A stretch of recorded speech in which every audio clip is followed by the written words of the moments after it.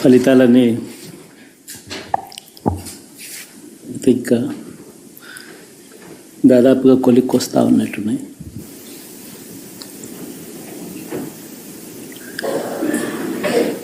చూసిన ఫలితాలు జరిగిన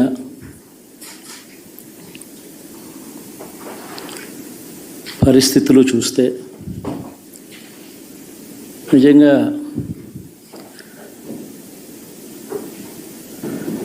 ఆశ్చర్యంగా కూడా ఉన్నాయి.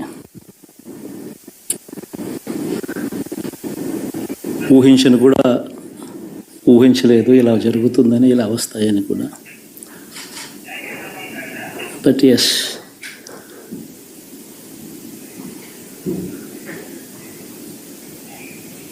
అమ్మఒడి అందుకున్న 53 లక్షల మంది తల్లులకు మంచి చేసినాం, పిల్లలు బాగుండాలి, వాళ్ళ చదువులు బాగుండాలని తాపత్రయపడుతూ అడుగులు వేసాం. మరి అక్క చెల్లెమ్మల ఓట్లు ఏమయ్యాయో తెలీదు. 66 లక్షల మంది అవ్వాతాతలకు, వితంతులకు, వికలాంగులకు గతంలో ఎప్పుడు జరగని విధంగా మంచి చేసాం. వారి కష్టాల్లో తోడుగా ఉంటూ, వారి కష్టాన్ని అర్థం చేసుకుంటూ, వారి ఇంటికే పంపించే వ్యవస్థను సైతం తీసుకొస్తూ, గతంలో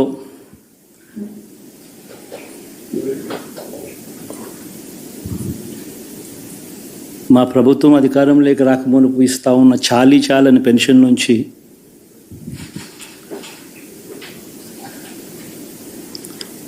ఎంతో మంచి చేస్తూ అడుగులు వేసినా కూడా ఆ అవ్వాతాతలు చూపిన ఆప్యాయత ఏమైందో కూడా తెలియడం లేదు. దాదాపుగా 1,05,00,000 మందికి పొదుపు సంఘాల అక్క చెల్లెమ్మలకు మంచి జరిగిస్తూ, వారి కష్టాలనే మా కష్టాలుగా భావిస్తూ, ఇచ్చిన ఏ మాట తప్పకుండా అన్ని రకాలుగా వాళ్ళకు అండగా ఉంటూ,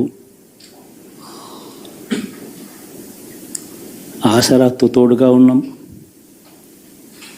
సున్నా వడ్డీతో సైతం అండగా ఉన్నాం, చేయూత సైతం తోడుగా ఉంటూ నిలిచాం.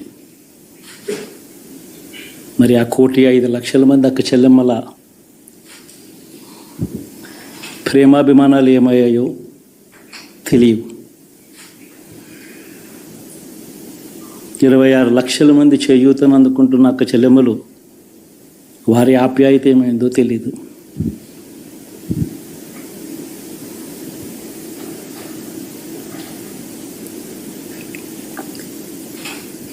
పిల్లల చదువుల కోసం ఏ తల్లి ఏ తండ్రి ఇబ్బంది పడకూడదు అని మొట్టమొదటిసారిగా పూర్తి ఫీజులు ఇస్తూ తీసుకొచ్చి అందగా నిలిచాం. చదువుల్లో ఎప్పుడూ చూడని మార్పులు తీసుకొచ్చాం. దాదాపుగా 12 లక్షల మందికి సంవత్సరానికి మంచి జరిగిస్తూ,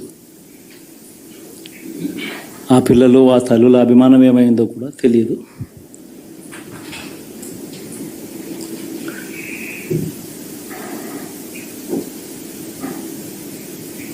దాదాపుగా 54 లక్షల మంది రైతన్నలకు గతంలో ఎప్పుడూ చూడని విధంగా, జరగని విధంగా పెట్టుబడికి సహాయంగా అందించే కార్యక్రమం మొట్టమొదటిగా జరిగింది మన ప్రభుత్వం వచ్చాకే.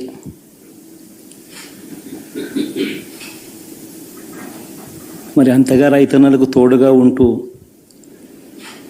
రైతన్నలకు రైతు భరోసా ఇవ్వడం కానీ,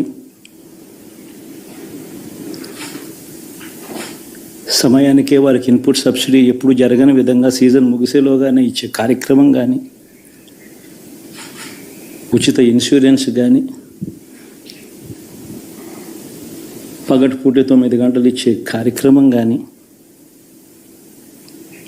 ఉచిత విద్యుత్ ఇచ్చే కార్యక్రమం కానీ,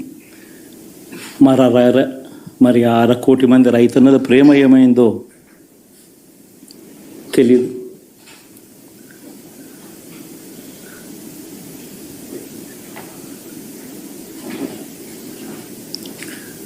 మరి ఇన్ని కోట్ల మందికి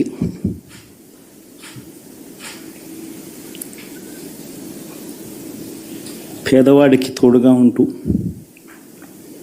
ఆటో డ్రైవర్లు నడుపుకుంటా ఉన్నవాళ్ళు ఆటోలు తోలుకుంటూ టాక్సీలు తోలుకుంటూ ఇబ్బంది పడకూడదని వారికి అండగా ఉంటూ వాహనమిత్ర,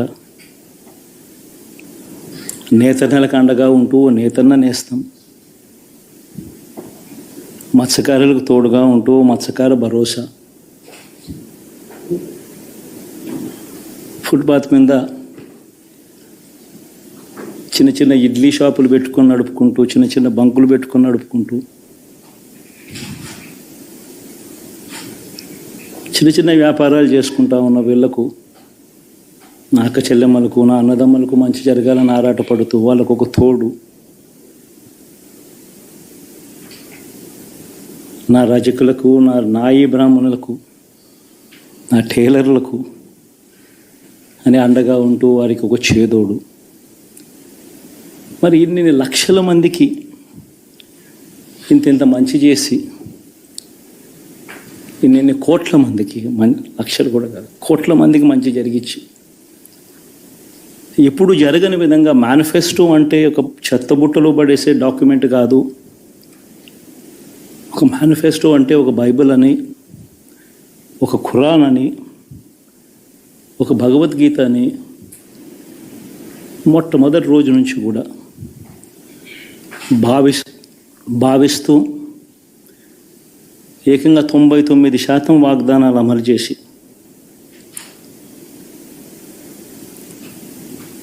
అంతే చిత్తశుద్ధితో ఆ మేనిఫెస్టోను కూడా అక్క చెల్లెమ్మల ఇంట్లోకి తీసుకొని వెళ్ళి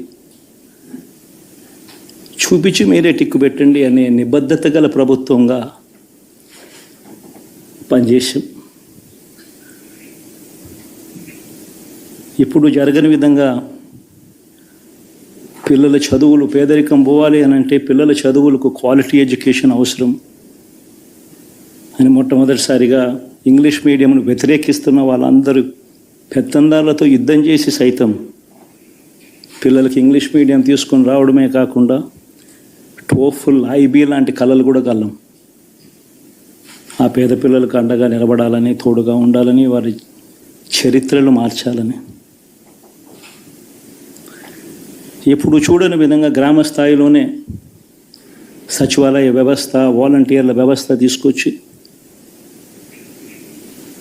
ప్రతి ఇంటికి సేవను అందించే కార్యక్రమం చేశాం. వివక్ష లేకుండా, కరప్షన్ లేకుండా దాదాపుగా 2,70,000 కోట్ల రూపాయల పైచిలకు ఇంటి వద్దకి అందించగలిగాం.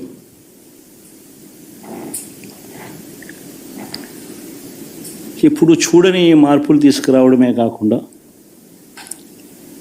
ఒక చదువుల రంగం అయితేనేమి, ఒక విద్యారంగం, ఒక వ్యవసాయ రంగం అయితేనేమి, ఒక వైద్య రంగం అయితేనేమి, ఏ పేదవాడు ఎప్పుడూ ఇబ్బంది పడకూడదు అని ఎప్పుడు ఊహించని విధంగా మార్పులు తీసుకొస్తూ పేదవాడికి అండగా నిలబడగలిగాం. విమెన్ ఎంపవర్మెంట్ అంటే ఇది, మహిళా సాధికారత ఇది అంటే ఇది అని ప్రపంచానికి చాటి చెప్పగలిగాం. సోషల్ జస్టిస్ అంటే, సామాజిక న్యాయం అంటే ఇది అని ప్రపంచానికి చూపించగలిగాం. మరి ఇన్ని గొప్ప మార్పులు చేసిన తర్వాత, ఇన్ని కోట్ల మందికి మంచి జరిగిన తర్వాత మరి అభిమానం ఏమైందో, నా ఆప్యాయత ఏమైందో తెలీదు.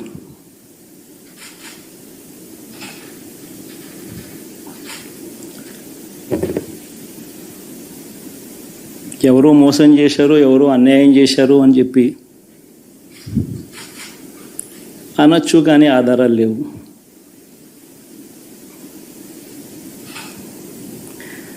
ఏం జరిగిందో దేవుడికి తెలుసు. పెద్ద నేనైతే చేయగలిగింది ఏమీ లేదు. ప్రజల తీర్పు తీసుకుంటాం,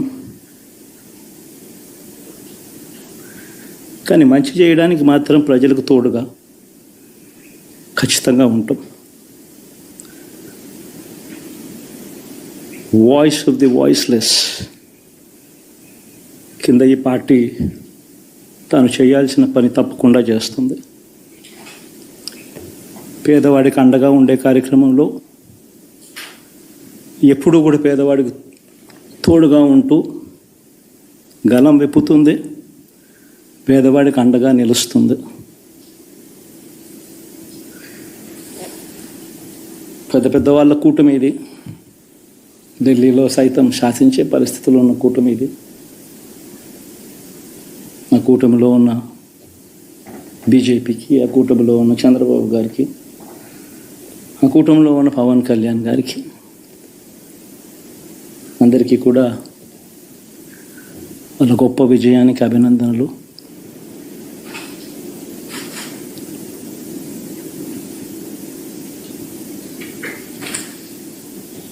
ఓడిపోయినా కూడా నా ప్రతి కష్టంలో కూడా తోడుగా అండగా నిలబడిన నా ప్రతి నాయకుడికి, ప్రతి కార్యకర్తకు, ప్రతి వాలంటీర్కు, ప్రతి ఇంట్లో నుంచి వచ్చిన ప్రతి స్టార్ క్యాంపెయినర్గా నాకు తోడుగా నిలబడిన నా అక్క చెల్లెమ్మలకు, అన్నదమ్ములకు, మీ అందరికీ మనస్ఫూర్తిగా మీ అందరికీ కూడా కృతజ్ఞతలు తెలియజేస్తా ఉన్నాను.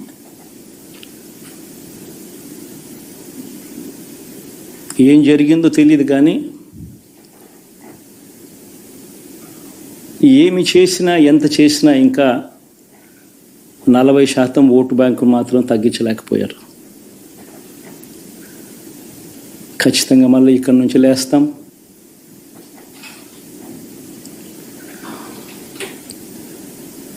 మళ్ళీ ఇక్కడి నుంచి గుండె ధైర్యంతో నిలబడి మళ్ళీ లేస్తాం.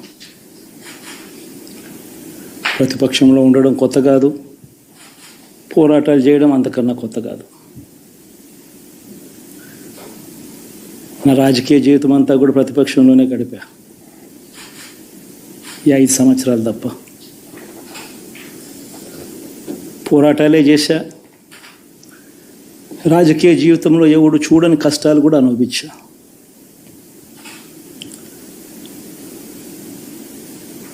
ఇప్పుడు అంతకన్నా కష్టాలు ఏదైనా పెట్టినా కూడా సిద్ధంగా ఉన్నాం, సిద్ధంగా ఎదుర్కొంటాం. ఆల్ ది వెరీ బెస్ట్ గవర్నమెంట్లోకి వచ్చిన వాళ్ళకు. Thank you.